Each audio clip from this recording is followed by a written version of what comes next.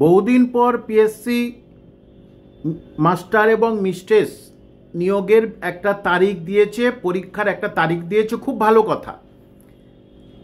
এবং ডব্লিউবিসিএস প্রিলিরও একটা তারিখ দিয়েছে, খুব ভালো কথা। এর পিছনে কি অভিসন্ধি, কি সত্যি কি মিথ্যে সেটা আমি বলছি না, সেটা সময় বলবে। কিন্তু পিএসসির সিলেবাস বহুদিন চেঞ্জ হয়নি। এখন বর্তমানে যেসব কিছু আছে উচ্চ মাধ্যমিকে বা মাধ্যমিকে, সেখানে বেশ কিছু পরিবর্তন করা হয়েছে। তাহলে যারা পরীক্ষার্থী তারা তো প্রথম থেকেই পড়া শুরু করবে। তাহলে তারা কিভাবে কোন কোন সিলেবাস আছে, হ্যাঁ কিছু কমন সিলেবাস আছে, ঠিক আছে, বিভিন্ন বিষয়ের কিছু কমন সিলেবাস আছে, সেগুলো তারা পড়বে, কোনো অসুবিধা নেই। কিন্তু যে পুরো সিলেবাস যদি তারা জানতো তাহলে তাদের ক্ষেত্রে সুবিধা হতো। তাহলে তারা এখন অনেক কিছু পড়ে গেল, পরে পরীক্ষার ঠিক কিছুদিন আগে দেখা যাচ্ছে সিলেবাস একটা দিয়েই দিল। এদিকে ডব্লিউবিসিএস প্রিলি ঠিক আছে, এমসিকিউ হবে, সেটা সবাই তাদের প্রস্তুতি নিতে পারে। কিন্তু যারা ভালো ছেলে মেয়ে তারা অনেক আগে থেকে তো মেনের পরীক্ষা নেয়, মেন পরীক্ষার তারা প্রস্তুতি নেয়। কিন্তু যেহেতু 2024-এ পরীক্ষা লাস্ট পরীক্ষা হওয়ার কথা ছিল, যে পুরনো ধাঁচে পরীক্ষা হবে, তারপরে 2025 থেকে ইউপিএসসি ধাঁচে পরীক্ষা হবে, অর্থাৎ আরও কঠিন থেকে কঠিনতর পরীক্ষা হবে। সব কিছু প্রায় ডেসক্রিপটিভ আকারে হবে, অনেক পেপার থাকবে। তাহলে এই যে ছেলে, এই যে যারা পরীক্ষার্থী যারা ডব্লিউবিসিএস প্রিলি দেবে, তারা তো মেন আগে থাকতে প্রস্তুতি নেবে।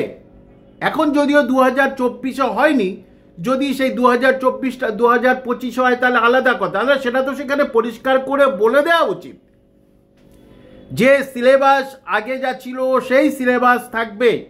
শুধু এই কথাটা লিখে দিলে অসুবিধা কি ছিল? কিন্তু এরা প্রস্তুতি যখন সব নিয়ে নিল, তারপরে ঠিক পরীক্ষার কয়েক মাস আগে বলে দিল এই সিলেবাস দেয়া হলো। আমি বলছি না যে এই সিলেবাস চেঞ্জ হবে বা চেঞ্জ হবে না, কিন্তু সেটা তো এখন থেকে বলে দিলে সবার ক্ষেত্রে ভালো হতো। তাহলে তারা একেবারে মনোযোগ সহকারে পড়াশোনাটা সুন্দর এবং সুষ্ঠুভাবে করতে পারত।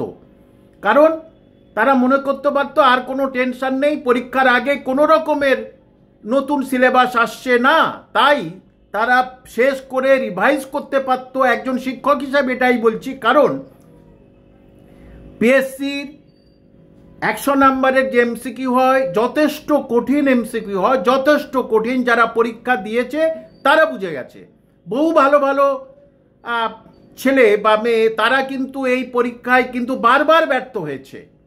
এবং ডব্লিউবিসিএস এর মেন পরীক্ষা যেহেতু কঠিন আমরা সেটা জানি, এবং ইউপিএসসি ধাঁচে মেন হবার কথা, সেটা তো আরও কঠিন থেকে কঠিনতর হবে।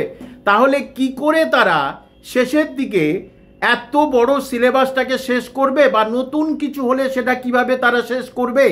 প্রশ্ন হচ্ছে কি আমার এখানে, যে এটা বলে দিলেই মনে হচ্ছে রাজ্য সরকার পিএসসির খুব ভালো হতো, এবং পিএসসি সেটা সবার কাছে একটা সুন্দর মেসেজ দিতে পারত।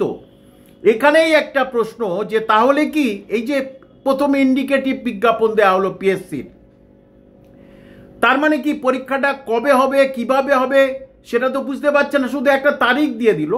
বিশেষজ্ঞ মহল বলছে যে যেহেতু এসএলএসটি 2016 আর একটা দুটো হিয়ারিংয়ের মধ্যে রায় বার হতে পারে, এবং সেই রায় রাজ্য সরকারের বিপক্ষে যাবে, সেটা সে কিছু জনের চাকরি চলে গেল সেটাও কিন্তু রাজ্য সরকারের বিপক্ষে যাবে।